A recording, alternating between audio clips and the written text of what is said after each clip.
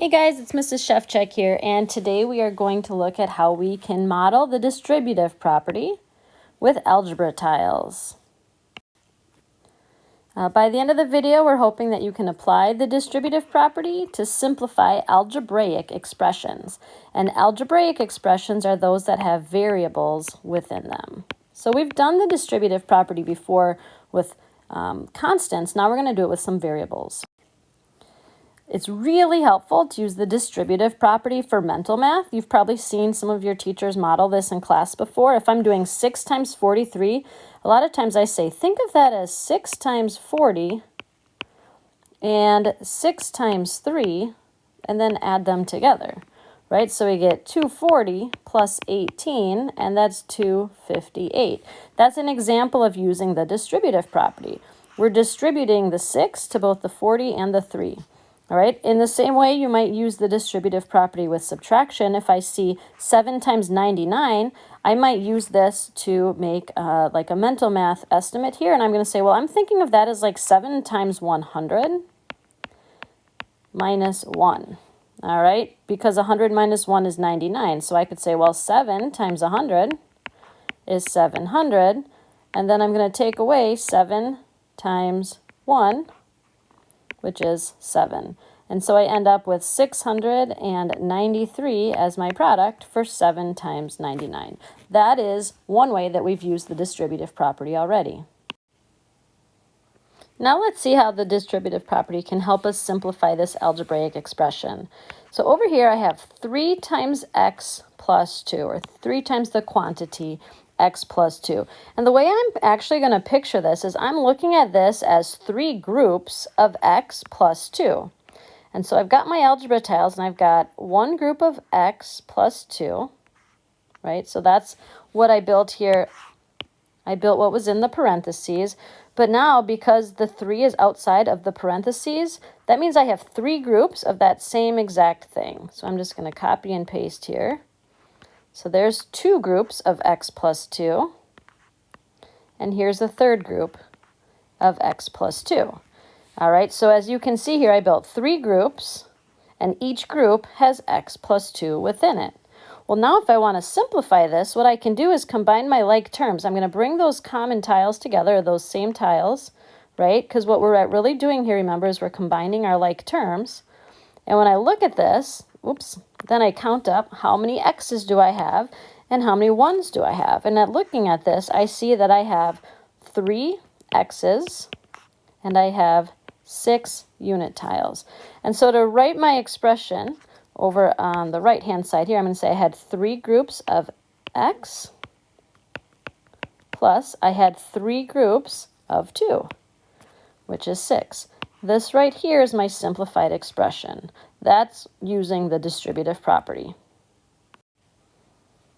All right, let's take a look at another one here. So I've got 4 times 2x squared minus 3. So I'm going to build what's inside my parentheses first, which is 2x squared minus 3.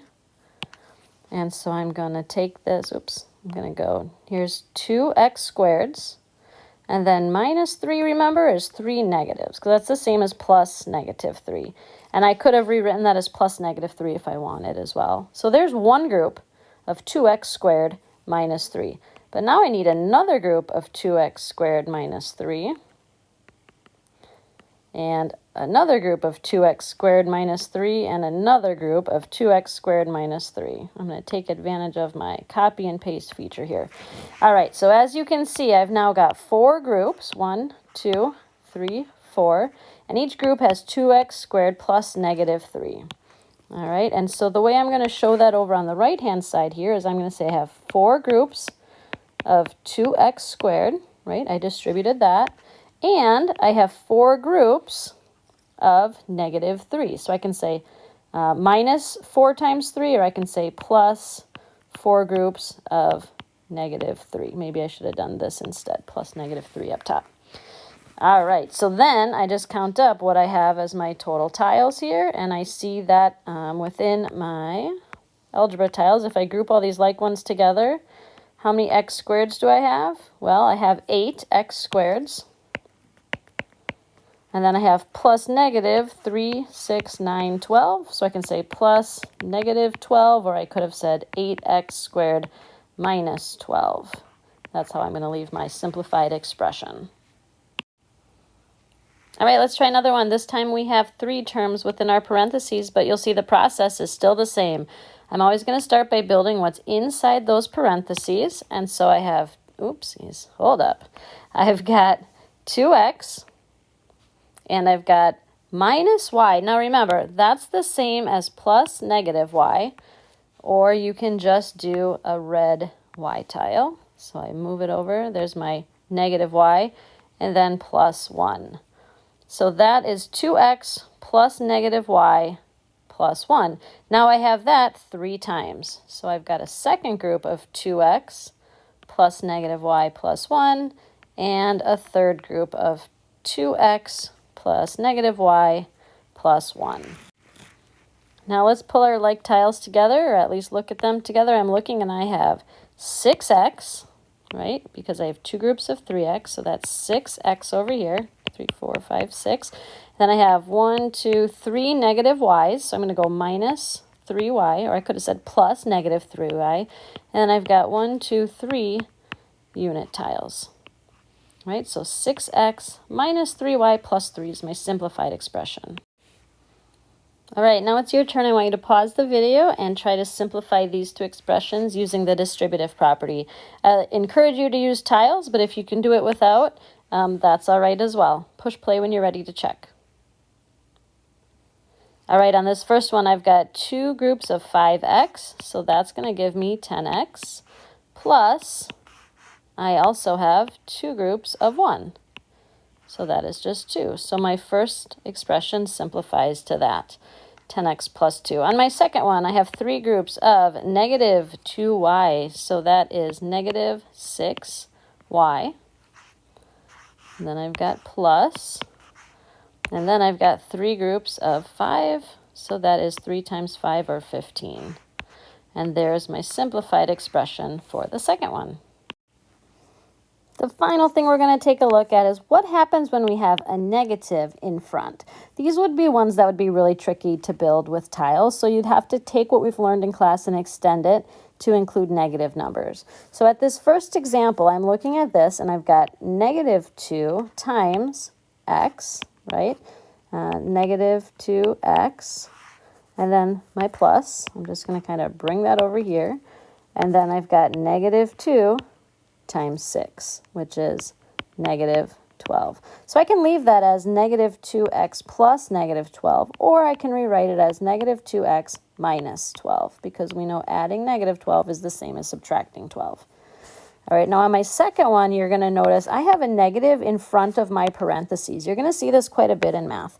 All that means, you guys, is we take everything that's inside of there and we make it the opposite. All right, so really it's negative 3x minus 5. And the reason for that is we're really taking each thing inside of our parentheses and we're making it the opposite. So the opposite of 3x is negative 3x, and the opposite of plus 5 would be minus 5, okay? Another way to think of it is it's like there's a negative 1 in front of here, and you're multiplying each of those terms by negative 1.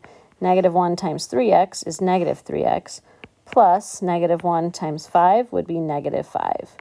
All right, which would have been the same as negative 3x plus negative 5. Either one of those would be our simplified expression here. Finally, if you want to see a more explicit definition of the distributive property, page 237 in your textbook talks about what the distributive property means in words, shows it in symbols, and also gives a couple more examples. So feel free to go back and reference that in your book, and be sure to ask your teacher if you have any questions. Thanks so much for watching. Have a great day.